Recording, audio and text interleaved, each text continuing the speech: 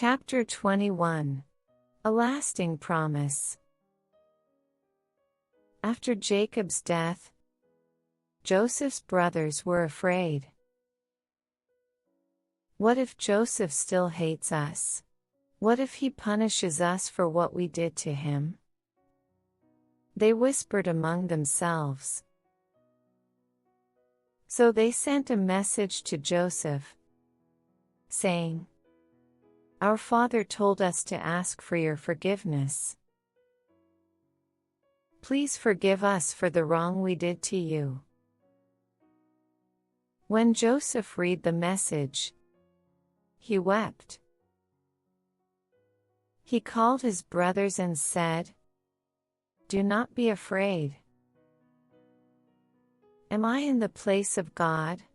You meant evil against me, but God turned it for good, so that many lives could be saved." Then Joseph spoke kindly to them and promised, "I will take care of you and your families." His brothers were no longer afraid, for they saw that Joseph's love for them was real. Joseph lived for many more years and saw his grandchildren grow. Before he died, he gathered his family and said, "One day, God will take you out of Egypt and bring you back to Canaan, the land he promised to our fathers." Then Joseph made them promise, "When God brings you back, take my bones with you." Joseph took his last breath, and the people of Egypt mourned for him. They placed his body in a coffin, waiting for the day when his family would return to Canaan. Even in death, Joseph trusted in God's promise. This was not the end of the story. God was preparing something even greater.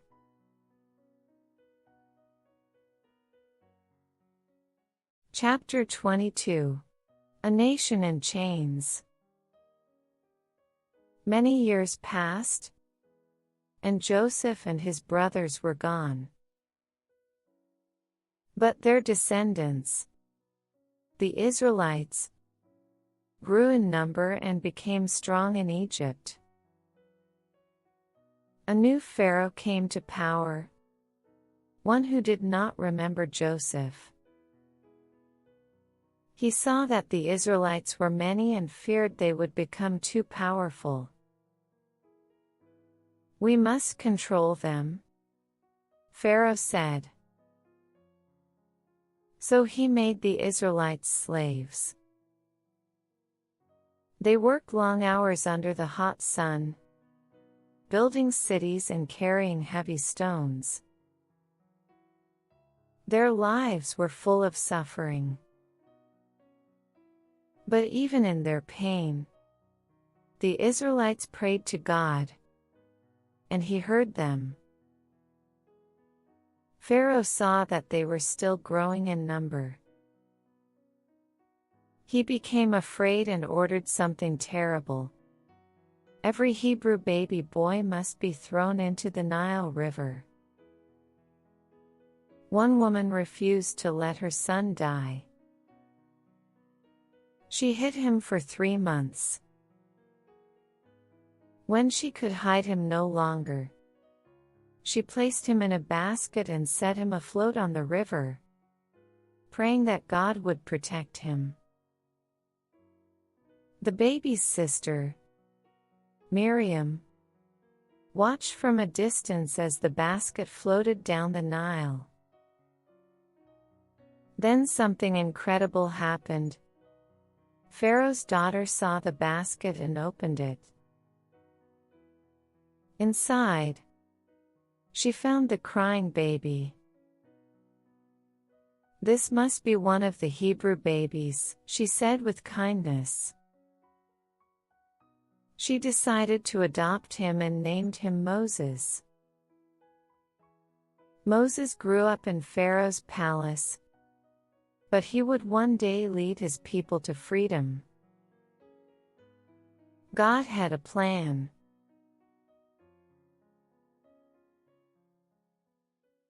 Chapter 23. The Burning Bush. Moses grew up in Pharaoh's palace, but deep inside, he knew he was a Hebrew. One day, he saw an Egyptian beating a Hebrew slave. Filled with anger, Moses struck the Egyptian, and the man died. Fearing Pharaoh's punishment, Moses fled to the land of Midian. In Midian, Moses started a new life. He became a shepherd and married Zipporah, the daughter of a Midianite priest. He lived in peace, but God had a greater plan for him. One day, as Moses was tending sheep near Mount Horeb, he saw something amazing: a bush that was on fire but did not burn up. Curious, Moses stepped closer. Suddenly, a voice called out, "Moses, Moses." Moses replied, "Here I am." "Do not come any closer," the voice said. "Take off your sandals, for you are standing on holy ground. I am the God of Abraham, Isaac, and Jacob." Moses trembled and covered his face. Then God said, "I have seen the suffering of my people in Egypt. I am sending you to Pharaoh to bring my people out of slavery." Moses was shocked. "Who am I to go to Pharaoh?" God answered, "I will be with you." Moses asked, "What if the people ask, 'What is his name?'" God replied, "I am who I am. Tell them, 'I am has sent me to you.'" Still, Moses was afraid. "What if they do not believe me?" God showed Moses miraculous signs.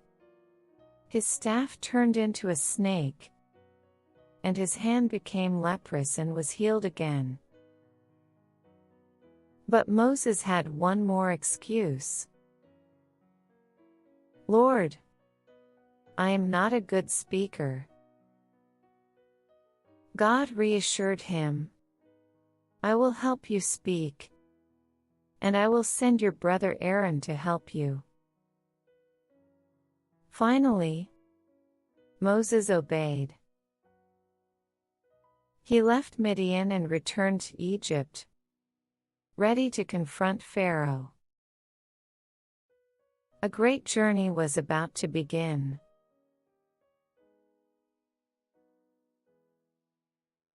Chapter 24. Let my people go. Moses and Aaron went to Pharaoh's palace with a message from God. Standing before the mighty ruler of Egypt, Moses declared, "The Lord, the God of Israel, says, 'Let my people go.'" Pharaoh laughed. "Who is the Lord that I should obey him? I will not let Israel go." Instead of freeing them, Pharaoh made the Israelites work even harder. Moses was discouraged. "Lord, why have you sent me? Things have only gotten worse." But God reassured him, I will show Pharaoh my power. He will know that I am the Lord. The next time Moses and Aaron went to Pharaoh, Aaron threw down his staff, and it became a snake.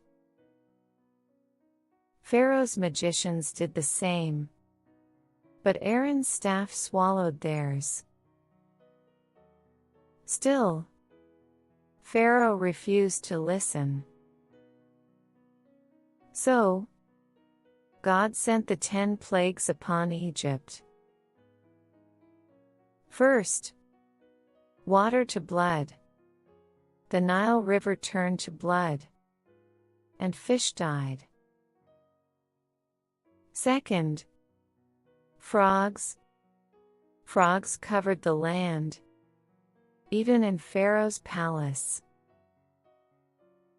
Third, gnats. Swarms of tiny insects filled the air. Fourth, flies. Egypt was overrun with flies. Fifth, livestock disease. The Egyptians' animals became sick and died. Sixth, boils. Painful sores appeared on people and animals. Seventh, hail. A terrible storm of hail and fire destroyed crops. Eighth, locusts. Swarms of locusts ate everything green. Ninth, darkness. Thick darkness covered the land for 3 days. 10th, death of the firstborn. Every Egyptian firstborn died, from Pharaoh's son to the lowest servant's child. Each time, Pharaoh's heart was hardened. He refused to let the Israelites go until the final plague. In great sorrow, Pharaoh finally called Moses and said, Go, take your people and leave Egypt. The Israelites prepared quickly. They ate the first Passover meal, marking their doors with lamb's blood so the plague would not harm them. That very night, the Israelites, 600,000 men, plus women and children, left Egypt. God led them with a pillar of cloud by day and a pillar of fire by night. The great journey to freedom had begun.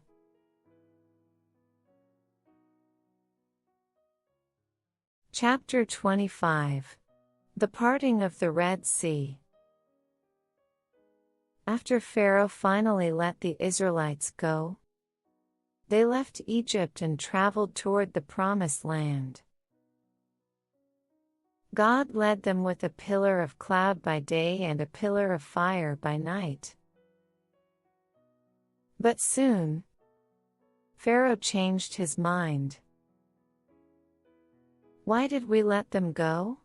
We must bring them back, he shouted. He gathered his army, horses, chariots, and soldiers, and chased after the Israelites. The Israelites reached the Red Sea, but Pharaoh's army was getting closer. They were trapped. The people cried out, Moses, why did you bring us here? We will die. Moses answered, Do not be afraid. Stand firm, and you will see God's salvation. Then, God spoke to Moses, Lift your staff over the sea. Moses obeyed. and a strong wind began to blow.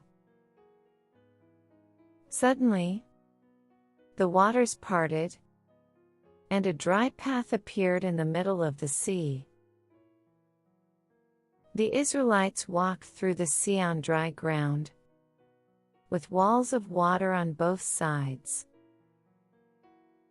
Pharaoh's army followed them into the sea, but when the Israelites reached the other side, God told Moses,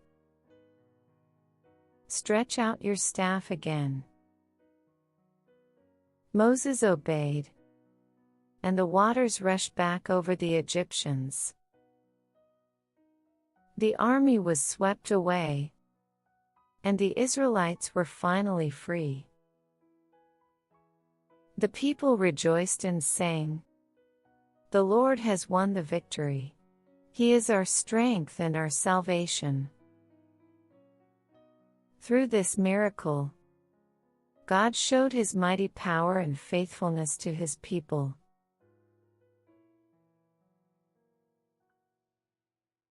Chapter 26. Manna from Heaven. The Israelites were free, but the journey was difficult. As they traveled through the wilderness, they became tired and hungry. "Moses, we have no food. Why did you bring us here to die?" they complained. Moses prayed, and God answered, "I will send bread from heaven. Every morning, the people will gather what they need." The next morning, when the Israelites woke up, they saw something small and white covering the ground. "What is this?" they asked. Moses said, "This is the bread the Lord has given you to eat." They called it manna, which means "what is it?" in Hebrew. God gave specific instructions. Gather only what you need for the day. On the sixth day, gather twice as much, because the seventh day is holy. Some people disobeyed and kept extra manna overnight. But by morning, it was full of worms and smelled bad. However, on the sixth day, when they gathered extra, it remained fresh for the Sabbath. The Israelites ate manna every day for 40 years, until they reached the Promised Land. But they complained again.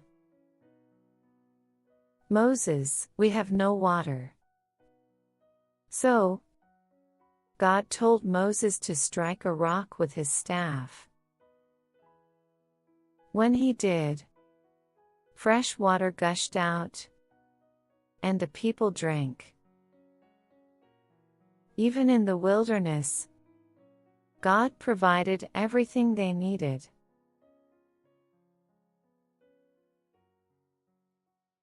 Chapter 27. God's Covenant with Israel. After months in the wilderness, the Israelites arrived at Mount Sinai. There, God told Moses, "I will make a covenant with my people. If they obey my words, they will be my treasured possession." The people agreed, saying, "We will do everything the Lord has spoken." Then, on the third day, a thick cloud covered the mountain, and there was thunder and lightning.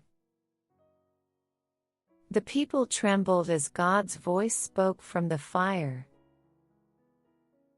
God gave them the 10 Commandments. 1. You shall have no other gods before me. 2. You shall not make idols or worship them. 3.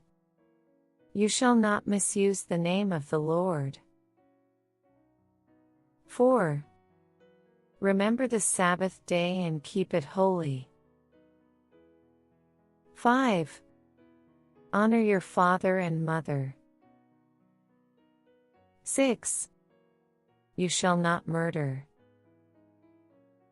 7. You shall not commit adultery. 8. You shall not steal. 9. You shall not lie or bear false witness. 10. You shall not covet what belongs to others. The people were afraid and said, Moses, you speak to us. If God speaks, we will die. Moses reassured them, do not fear. God is showing his power, so you will trust him. Then Moses went up the mountain and stayed 40 days and 40 nights, receiving more laws and instructions from God. Meanwhile, the Israelites waited below, but their patience would not last.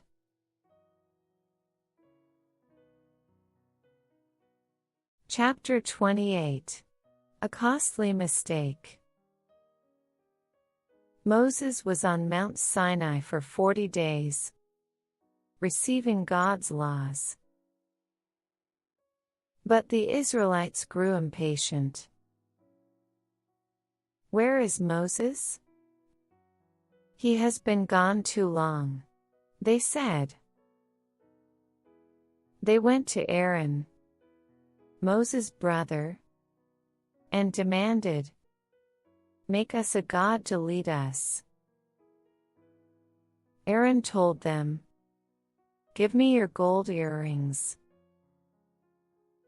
The people brought their gold, and Aaron melted it down and shaped it into a golden calf. Then they said, this is your God, O Israel, who brought you out of Egypt. The next day, they held a festival, offering sacrifices and dancing around the calf.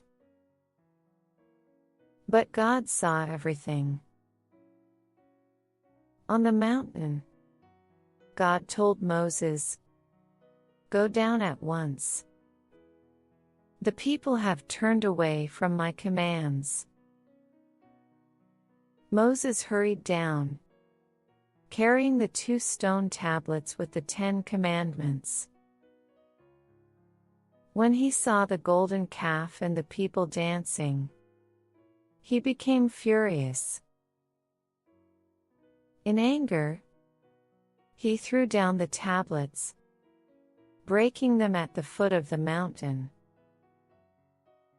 Moses burned the golden calf, ground it into powder, scattered it in water, and made the Israelites drink it. Then he turned to Aaron. What have you done? Aaron replied, the people forced me. I threw the gold into the fire, and out came this calf. Moses stood at the entrance of the camp and called out, whoever is on the Lord's side, come to me. The tribe of Levi came forward, and Moses commanded them to restore order in the camp. Many people faced judgment that day. Afterward, Moses returned to God and pleaded, forgive them, Lord. If not, Erase my name from your book. God was merciful but said, I will not go with this people, for they are stubborn. But I will send an angel before them. Moses begged, if your presence does not go with us, do not send us from here. God heard Moses' prayer and promised, my presence will go with you, and I will give you rest. Though Israel had sinned, God's mercy was greater. He gave Moses a second set of stone tablets, renewing his covenant with his people.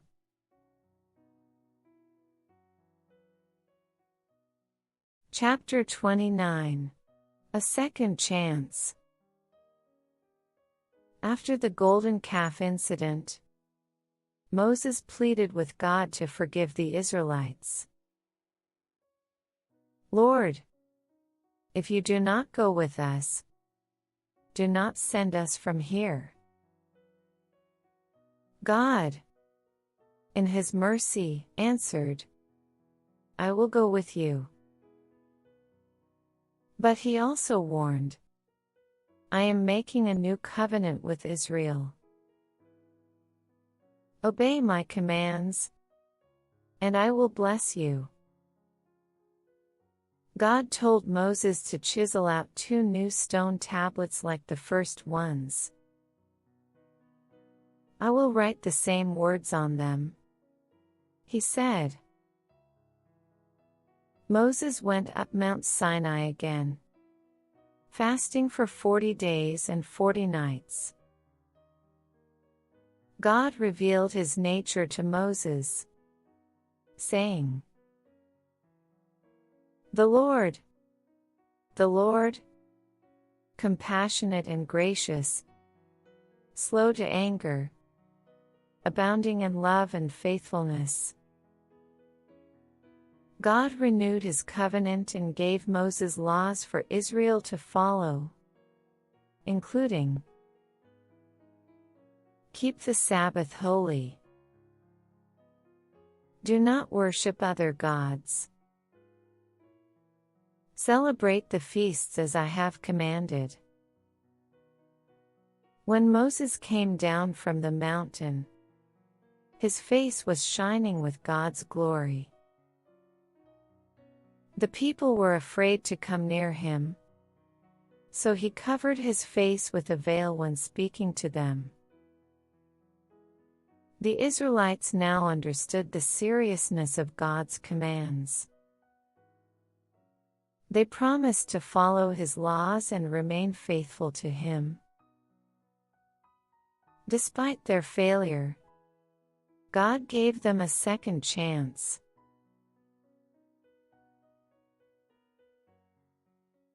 Chapter 30. God's presence among his people. After renewing the covenant, God gave Moses detailed instructions for building the tabernacle, a sacred tent where he would dwell among his people. The Israelites brought offerings, gold, silver, fine linen, and precious stones, to construct it exactly as God commanded. The skilled craftsmen Bezalel and Aholiab led the work. They carefully made the Ark of the Covenant, the golden lampstand, the altar of incense, and the bronze basin for purification. Finally, the tabernacle was finished, and Moses set it up. He placed the ark inside the most holy place, covered by the mercy seat, where God's presence would dwell. Then, he anointed the tabernacle and the priests with holy oil, setting them apart for service. As soon as everything was completed, a cloud covered the tabernacle, and the glory of the Lord filled it. The people stood in awe as God's presence came to dwell among them. From that moment, whenever the cloud lifted, the Israelites knew it was time to move. When the cloud remained, they stayed where they were. The journey was not over, but now they knew God was with them.